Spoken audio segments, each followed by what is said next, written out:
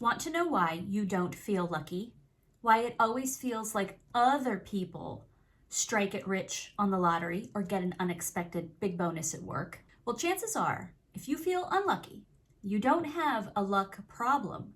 You have a meaning problem. Most people think of themselves as unlucky because that is a story that has been reinforced over and over again by family, by society, advertising, by a world that teaches you to get luck, instead of recognizing that luck is something you carry. We're surrounded by messages that say happiness, abundance, winning is something out there that you access if you do the right thing, if you buy the right thing, if you're chosen by God. And over time, that trains people to think that luck is rare, right?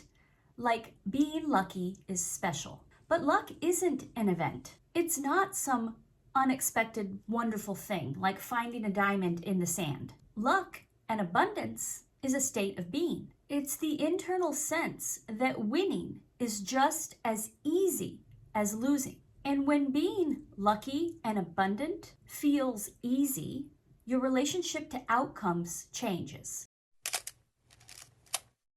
See, the issue isn't with trying to get lucky. The real issue people have is that they've internalized being unlucky, and they don't even realize it. When something goes wrong, it feels personal. And then for these same people, when something goes right, it feels like a fluke, like some external event that just happened to them. But people who experience luck and abundance have internalized being winning and finding solutions, having an abundance of resources. So abundance and luck feels totally natural. And because that's the energy they bring to every situation, luck continues to show up in abundance. That's the shift we're working towards here. Not getting lucky, but choosing the meaning of events in our life that make luck inevitable. Now, in a moment, we will go over ways in which you can internalize the energy of being lucky. But first, we must create a shift in our relationship with the idea of luck and abundance. Because if we do not do this, there's no amount of manifestation techniques that will call in either of those to our reality. One is that being unlucky is typical, and being lucky is rare and special. And we will deal with that in a moment.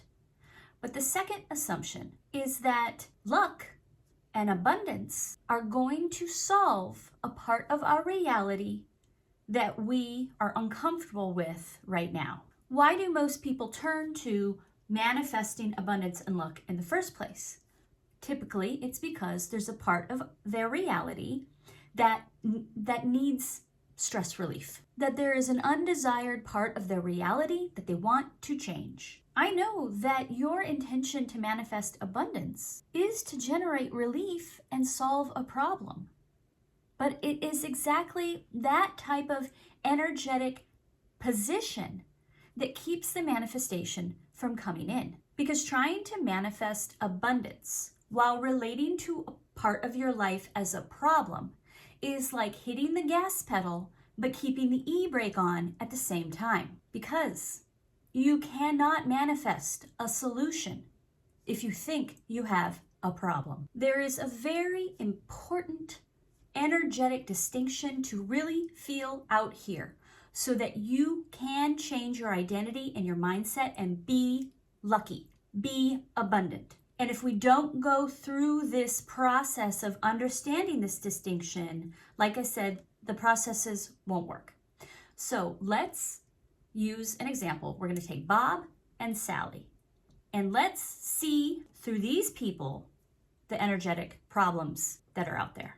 I don't want to you or me. This is them. Okay. So Bob is on his way to work, a 2-hour commute every day in his car, and he hits a really gnarly pothole. And his car starts to make a terrible sound, and he thinks, great, here we go again. Something is clearly wrong. Of course, this type of thing would happen to me. So he takes the car to the shop, and they tell Bob that he owes $2,000 to repair his car. And he can't believe his bad luck. What an unexpected waste of money. Of course, he would hit the one pothole in the road that would cause him to lose out $2,000. So he pays it, and he feels pretty damn unlucky and thinks, there goes my vacation money. Well, now his car is fixed. It's functioning. He's back on the road. The money took care of the problem. But how do we think Bob is doing? Not energetically, not so good, right?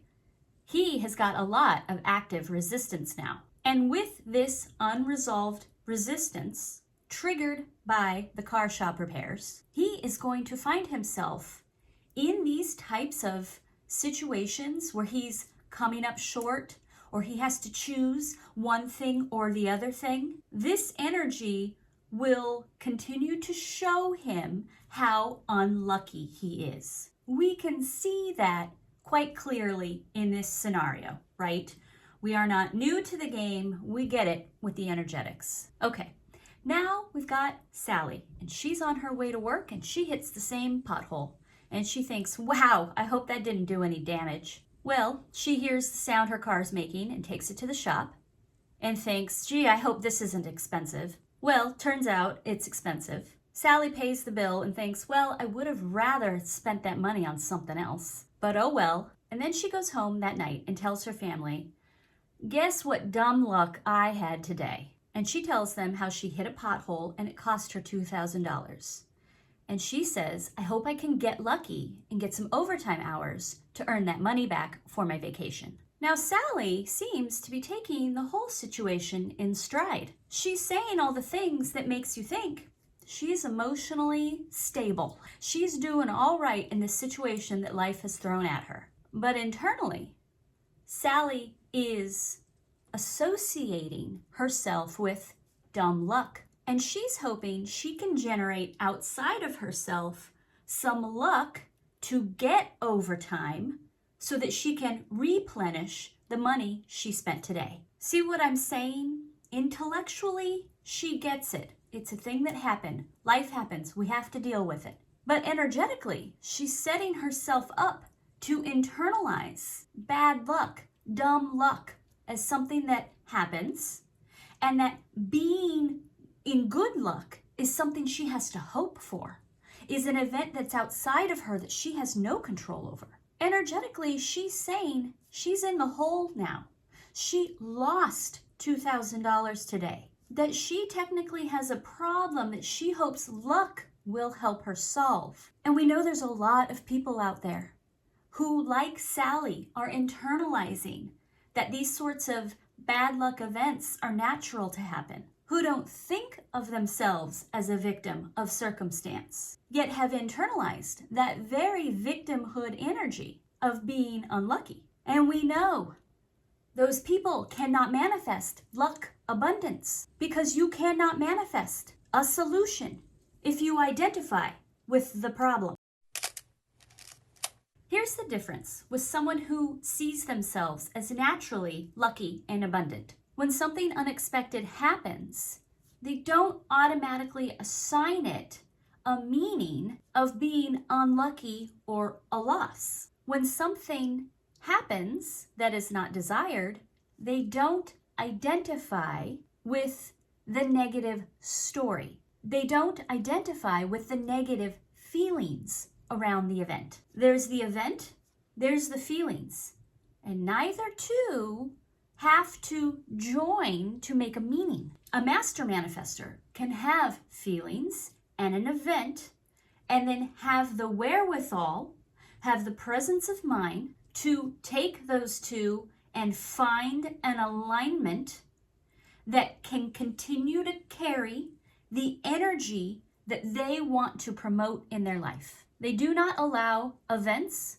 to betray the meaning they have given their life. And it's from this state of being that everything can change for you. You do not let the event tell you who you are. You decide that part. A vibration is created that attracts easy, lucky, abundant solutions, ideas, resources to resolve situations and circumstances in a natural, flowing way.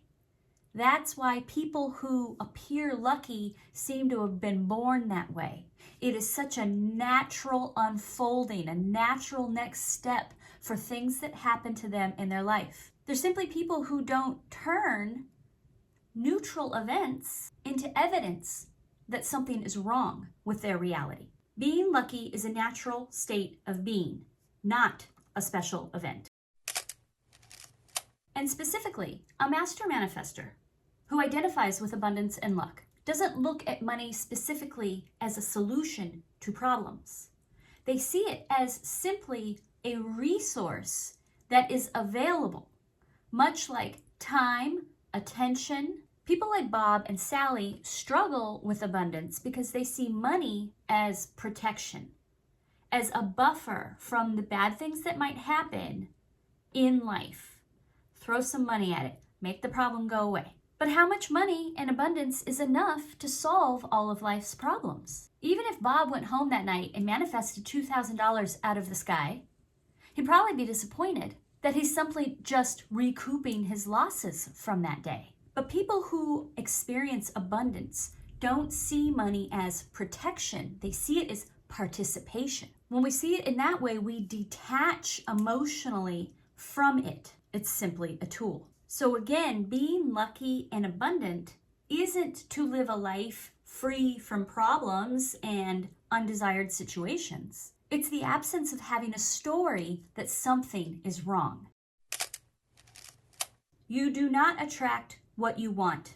You attract what you are. Now, the help I promised to internalize the state of being lucky. This next part is not about trying to create lucky events. It's about who you choose to be when events are unfolding. When we spend more time concentrating on who we are being, we will attract all of that energy that aligns with it. And when you stop chasing luck and instead focus on maintaining integrity with the energy that you want to experience, lucky events become a natural result. Now, there's two ways to help ourselves do this, an exercise to help.